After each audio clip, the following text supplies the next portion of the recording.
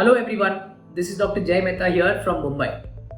आज के वीडियो में हम ये समझने की कोशिश करेंगे कि एग कलेक्शन जो आईवीएफ का पार्ट 3 है और उसका बेसिक इंसाइट देने को आपकी कोशिश करेंगे। हमारे आगे के वीडियोस में ये समझने की कोशिश की है कि प्री ट्रीटमेंट और हार्मोनल इंजेक्शंस का सिग्निफिकेंस क्या है। देखिए, जब आपको फाइनल इंजेक्शन, जैसे कि मैंने आपको लास्ट वीडियो में बताया था, जिसको हम ट्रिगर बताते हैं, ये दिया जाता है, उसके 36 से 38 आवर्स के बीच में ये आपका एग कलेक्शन का टाइम आता है, जिसको हम बताते हैं ओवम पिकअप। मेडिकल भाषा में ओवम पिकअप बताया जाता है। इसका इंटरप्रिटेशन बड़ा सिंपल है। ओवम मतलब एग, पिकअप मतलब बॉडी के बाहर निकालना।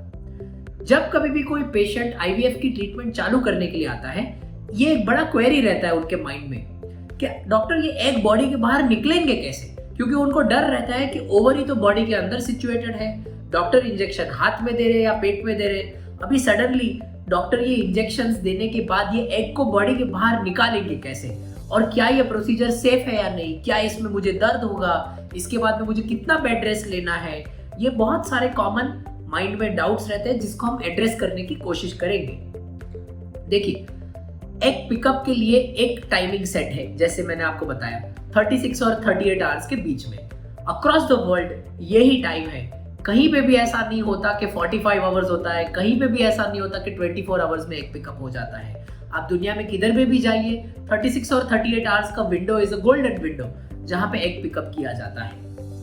एग पिकअप करने के पहले समझना ये इंपॉर्टेंट है कि ये procedure is a anaesthesia based procedure. मतलब ये प्रोसीजर करने के लिए आपको कोई भी टाइप का एनेस्थीसिया दिया जाता है। एनेस्थीसिया में 2 पार्ट्स रहते हैं। कोई क्लिनिक्स में ऐसा होता है कि पेशेंट्स को कंप्लीट एनेस्थीसिया दिया जाता है, मतलब कंप्लीटली स्लीप करवाया जाता है, जिसको बोलते हैं जनरल एनेस्थीसिया। और कोई क्लिनिक्स ऐसे रहते हैं जिसमें आपको लोकल एनेस्थीसिया विद सेडेशन, मतलब आपको नींद में देने का इंजेक्शन दिया जाता है और वजाइना के पार्ट में लोकल एनेस्थीसिया दिया जाता है।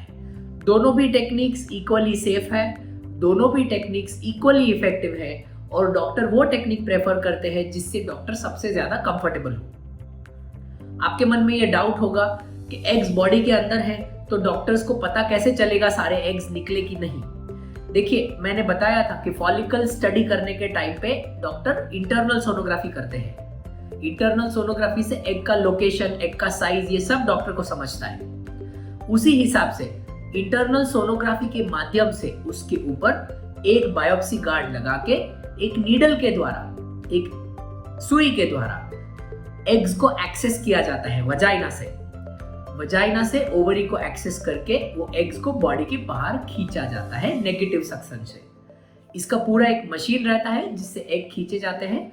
पर समझने के लिए ये बात बहुत इंपॉर्टेंट है कि जब हम ये प्रोसीजर करते हैं तब एग के लिए टेम्परेचर कंट्रोल बहुत इंपॉर्टेंट है। इसीलिए ये सारा प्रोसीजर अगर आप समझेंगे, आपके डॉक्टर आपको बताएंगे कि 37 डिग्रीज जो बॉडी का नॉर्मल टेम्परेचर है, उस टेम्परेचर को ध्यान में रख के किया जाता है। Definitely doctor to doctor, person to person इसका एक्सपर्टीज, ये प्रोसीजर करने का एक्सपर्टीज डिपेंड करता है।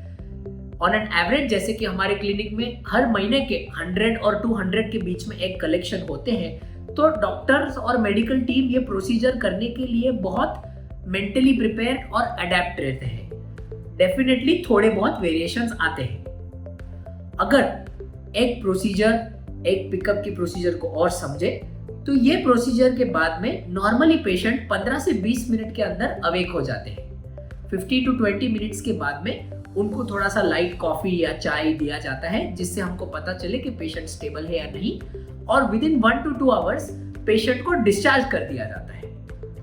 ये जान के आप आश्चर्य होंगे कि बहुत सारे पेशेंट्स जो हमारे क्लिनिक में एग पिकअप करवाते हैं, वो सेम डे पे हाफ डे लेके इवनिंग आवर्स में काम पे भी जाते हैं, इवनिंग आवर्स में ऑफिस पे भी जाते हैं।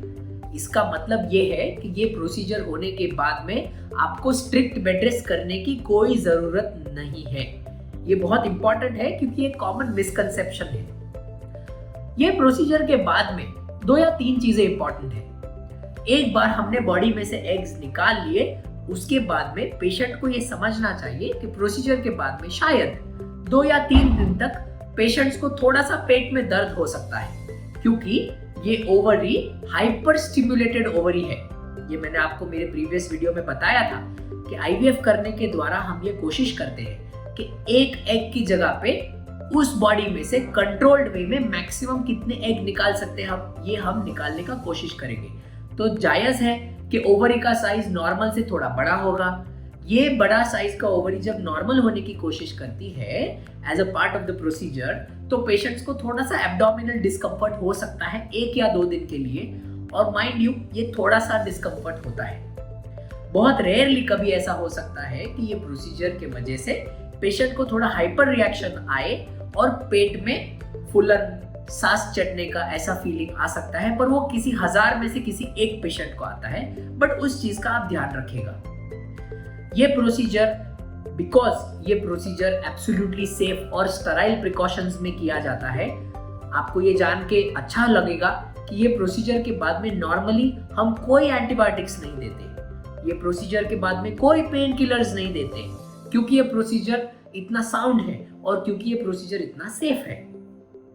ये प्रोसीजर होने के बाद, एग कलेक्शन होने के बाद, ये एग्स को लेबोरेटरी में, मतलब आईवीएफ के लेबोरेटरी में लाया जाता है, जहां पे फर्दर प्रोसेसिंग और आईवीएफ के लेबोरेटरी के प्रोसीजर्स होते हैं।